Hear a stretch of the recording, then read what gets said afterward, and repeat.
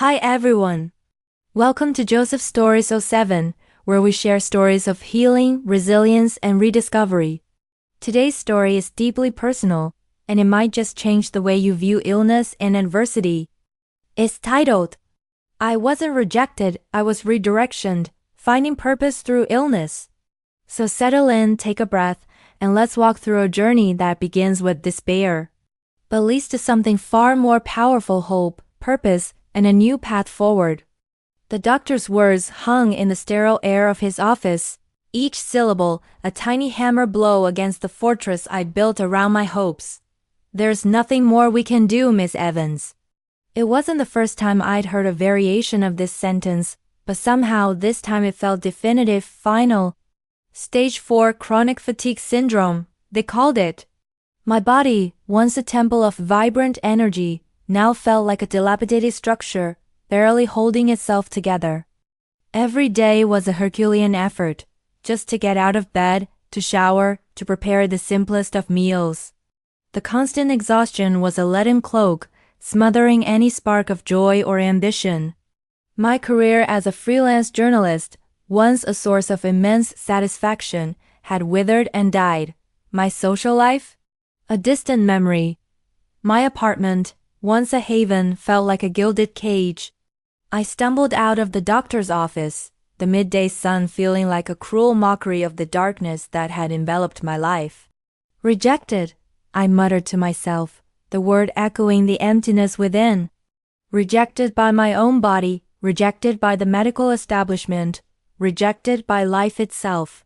For days, I wallowed in despair. I canceled appointments, ignored phone calls, and subsisted on a diet of instant noodles and self-pity.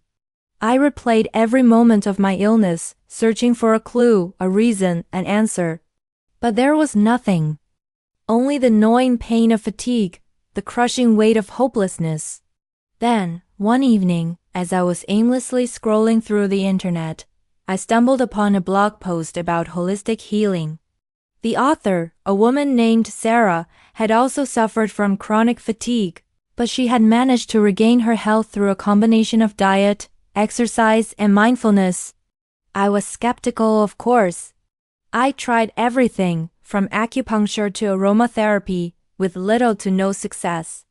But something about Sarah's story resonated with me. She wrote with such honesty, such conviction, such unwavering hope. I spent the next few hours devouring Sarah's blog. I learned about the importance of gut health, the power of meditation, and the healing benefits of nature. I discovered that chronic fatigue was not just a physical illness, but a complex interplay of mind, body, and spirit. It was a wake-up call, a message from my body that I had been ignoring for far too long. The next morning, I woke up with a flicker of something I hadn't felt in years: hope. I started small, with a gentle yoga routine and a healthy breakfast of oatmeal and berries. I spent an hour meditating, focusing on my breath, and quieting the relentless chatter in my mind. I took a walk in the park, breathing in the fresh air and soaking up the beauty of nature. It wasn't easy. There were days when the fatigue was overwhelming, when I wanted to give up and retreat back into my cocoon of despair. But I persevered, fueled by Sarah's story and my own growing sense of self-belief. I started experimenting with different diets, cutting out processed foods, sugar, and caffeine. I began to incorporate more movement into my day, even if it was just a short walk or a few stretches. I made a conscious effort to cultivate positive thoughts and emotions. Slowly, gradually, I began to feel better. The fatigue was still there, but it was less intense, less debilitating. I had more energy, more focus, more motivation.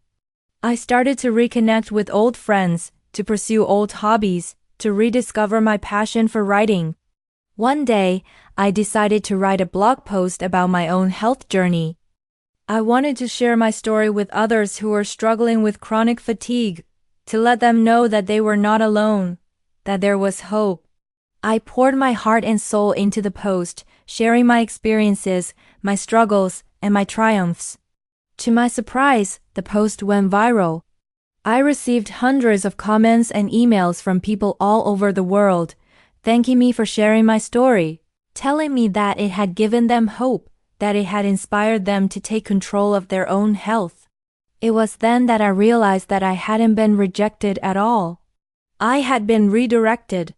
My illness had forced me to reevaluate my life, to prioritize my health, to discover my true purpose.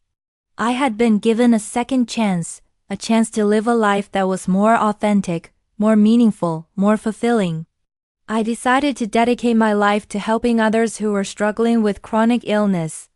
I became a certified health coach, specializing in chronic fatigue syndrome. I created a website and a YouTube channel where I shared my knowledge, my experiences, and my inspiration. I also started to delve deeper into the science of health and wellness. I read countless books and articles, attended conferences and workshops, and interviewed experts in the field. I discovered that there was a growing body of evidence supporting the benefits of holistic healing. I learned about the gut-brain connection, the role of inflammation in chronic disease, and the power of the mind to heal the body. I realized that the medical establishment, while well-intentioned, was often limited by its focus on treating symptoms rather than addressing the root causes of illness. I saw that many people were being failed by the system, left to suffer in silence, without hope or support. I became an advocate for a more holistic approach to health, one that integrates conventional medicine with complementary therapies, one that empowers individuals to take control of their own well-being. I spoke at conferences, wrote articles, and appeared on podcasts, sharing my message with the world. My journey was far from over. There were still challenges to overcome, setbacks to endure. But I was no longer afraid. I knew that I had the strength, the resilience, and the support to face whatever came my way. I had transformed my rejection into redirection, my pain into purpose, my suffering into service. One particularly memorable encounter happened at a wellness retreat in Sedona, Arizona. I was leading a workshop on mindfulness and chronic pain, and among the attendees was a woman named Maria. Maria had been struggling with fibromyalgia for over a decade, and she was feeling hopeless and defeated. During the workshop, Maria shared her story, her voice trembling with emotion. She had seen countless doctors, tried numerous medications, but nothing seemed to work. She felt like her life was being stolen from her, day by day. I listened to Maria with compassion and understanding. I knew exactly what she was going through. I had been there myself. I shared my own story with her, my own struggles with chronic fatigue, my own journey of healing. I told her about the importance of self-compassion, the power of mindfulness, and the healing benefits of nature. After the workshop, Maria approached me, her eyes filled with tears. She thanked me for sharing my story, telling me that it had given her hope, that it had inspired her to keep fighting. She said that she had never met anyone who truly understood what she was going through. I gave Maria a hug, and I told her that she was not alone. I told her that there was hope for healing, that she had the power to take control of her own health. I encouraged her to start small, to focus on self-care, and to cultivate positive thoughts and emotions. Over the next few months, I stayed in touch with Maria. I offered her support and guidance, sharing my knowledge and my experiences. I encouraged her to try different therapies, to experiment with different diets, and to find what worked best for her. Slowly, gradually, Maria began to feel better. She started practicing mindfulness meditation, spending time in nature, and eating a healthy diet. She also started seeing a therapist who helped her to process her emotions and to develop coping strategies. 1 year later, I received an email from Maria. She told me that she was feeling better than she had in years. Her pain was still there, but it was more manageable. She had more energy, more focus, and more motivation. She had started a new job, she had reconnected with old friends, and she was enjoying life again. Maria thanked me for helping her to transform her life. She said that I had given her hope when she had none, that I had inspired her to take control of her own health. She said that She was now living a life that was more authentic, more meaningful, more fulfilling. Maria's story is just one example of the many lives that I have touched through my work. I have helped countless people to overcome chronic illness, to regain their health, and to live their best lives. I have transformed my rejection into redirection, my pain into purpose, my suffering into service. And I am grateful for every moment of it. My journey also led me to explore the science of epigenetics, the study of how our behaviors and environment can cause changes that affect the way our genes work. It became increasingly clear that our health is not solely determined by our genetics, but by a complex interplay of factors that we have some control over. This understanding further empowered me and my clients, as it highlighted the potential for positive change through lifestyle modifications. I began incorporating epigenetics into my coaching programs, teaching my clients about the importance of nutrition, exercise, stress management, and environmental factors in shaping their gene expression. We explored how specific foods, such as cruciferous vegetables and berries, could activate protective genes and how chronic stress could suppress immune function. One of my clients, a 45-year-old man named David, had a family history of heart disease. He was concerned about his own risk and wanted to take proactive steps to prevent the disease from developing. We worked together to create a personalized plan that included a heart-healthy diet, regular exercise, and stress reduction techniques. We also discussed the importance of avoiding environmental toxins and getting adequate sleep. David embraced the program with enthusiasm. He started cooking healthy meals, joined a gym, and began practicing meditation. He also made changes to his home environment, such as replacing his plastic food containers with glass ones and using natural cleaning products. Over time, David's health improved dramatically. His cholesterol levels decreased, his blood pressure normalized, and he lost weight.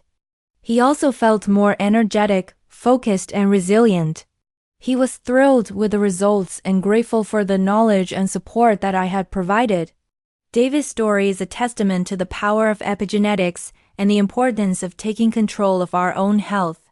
By making conscious choices about our lifestyle, we can influence our gene expression and reduce our risk of chronic disease. Beyond individual coaching, I became increasingly involved in advocating for policy changes that would support public health. I joined a coalition of healthcare professionals, researchers, and activists who are working to promote healthy food policies, reduce exposure to environmental toxins, and improve access to healthcare. We lobby for policies that would require labeling of genetically modified foods, restrict the use of pesticides, and provide funding for research on environmental health. We also work to raise awareness about the importance of preventative care and the role of lifestyle factors in chronic disease. The work was challenging and often frustrating, but we were determined to make a difference. We believe that everyone deserves the opportunity to live a healthy life, regardless of their socioeconomic status or geographic location.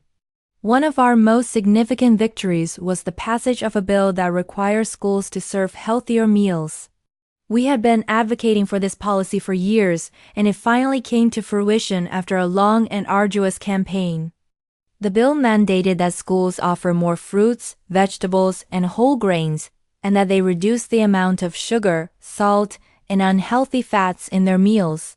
The passage of the bill was a major step forward in promoting children's health. We knew that it would have a positive impact on their physical and mental well-being, and that it would help to prevent chronic diseases later in life. My journey from a chronic illness sufferer to a health advocate has been a long and winding one.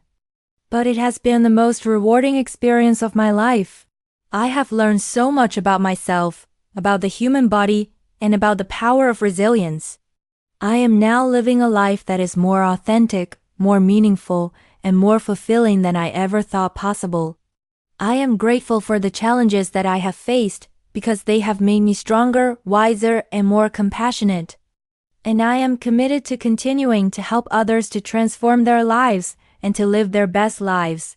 The concept of rejection had become a catalyst, not a condemnation. It had illuminated a path I never knew existed, a path paved with purpose and radiating with the power to heal both myself and others. My illness wasn't a curse. It was a redirection, a profound invitation to discover the healer within. Thank you so much for listening. If this story touched your heart, reminded you of your own battles, or gave you a flicker of hope, know that you're not alone. Sometimes, what feels like rejection is really just redirection, a painful pause, guiding us toward a deeper purpose we never imagined.